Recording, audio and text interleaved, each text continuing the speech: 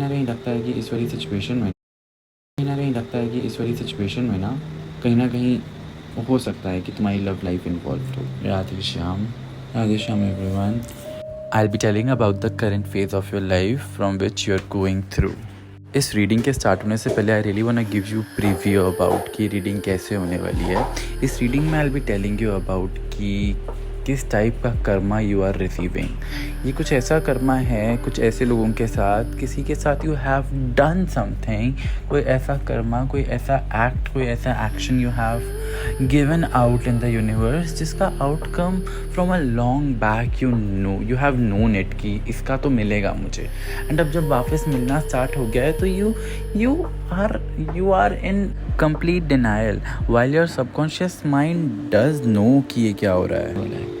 And right now you are in complete denial of that. ये जो कर्मा का consequence जो आ रहा है, जो तुम्हें कहीं ना कहीं पहले से पता था कि आएगा, एंड अब वो फाइनली आ रहा है, so you are going in to the denial. ये डिनायल हेल्प नहीं करेगा। ये जो कर्मों का फल है ना, that is coming up from the higher gods, and ये आना ही था। And don't take in very negative way कि भाई अब आ रहा है तो मेरे साथ सब कुछ बुरा हो जाएगा एंड ज़िंदगी ख़त्म हो जाएगी।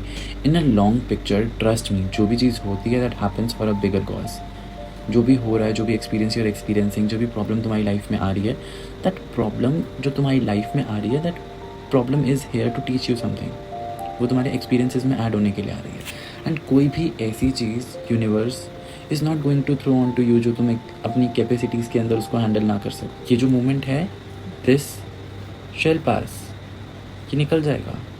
Okay, the important thing is जो ये एक्सपीरियंस आ रहा है, ये जो आई नो ये सुनने में काफ़ी डिटैच्ड लग रहा है अभी तुमको कि ये जो चीज़ है ये चली जाएगी एंड इसका कोई फ़र्क नहीं पड़ेगा। नहीं, ये तुम्हें तुम्हारे रॉक बॉटम तक लेके जाएगी।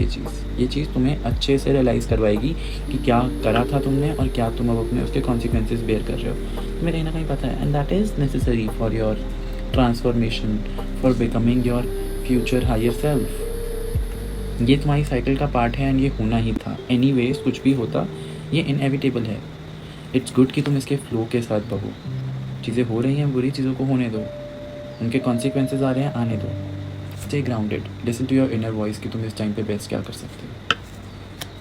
तुम बेस्ट एज सच कुछ नहीं कर सकते हो, बस तुम प्लान कर सकते हो इस टाइम पे कि मैं क्या ऐसा करूँ जिससे जो चीज़ें हैं वो ये तो ख़राब हो गई हैं बट आगे की सही रहें।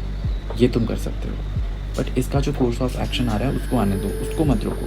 क्योंकि इस कर्मा का जो फल है या फिर ये जो पूरा कॉन्सिक्वेंस या जो ये सीक्वेंस स्टार्ट हुआ है, जो डाउनफॉल स्टार्ट हुआ है, ये अब अपना पूरा कोर्स ऑफ एक्शन कंप्लीट करेगा।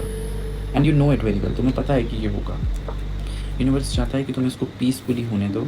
Stay grounded, stay listen to your inner voice and आगे की प्लानिंग करो कि अब आगे क्या कर सकते हो तुम। जो हो गया वो हो गया, अब उसका जो कॉन्सिक्वेंस आ रहा है वो तो आएगा ही।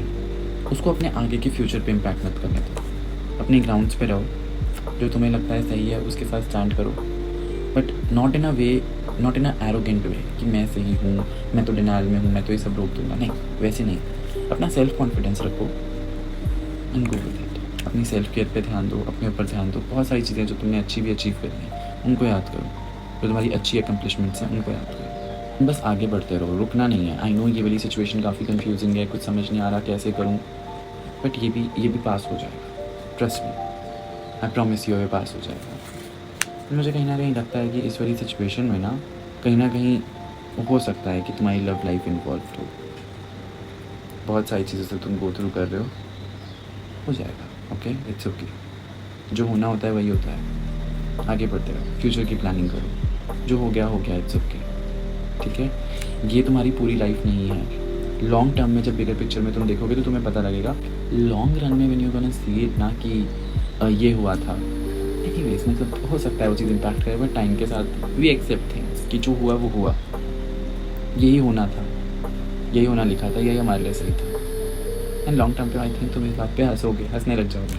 आगे जाके अगर अपने बच्चों को या अपने फ्रेंड्स को बताओगे तो तुम हंस के बताओगे इस चीज़ के बारे में। This is not the end of the life, this is not the end.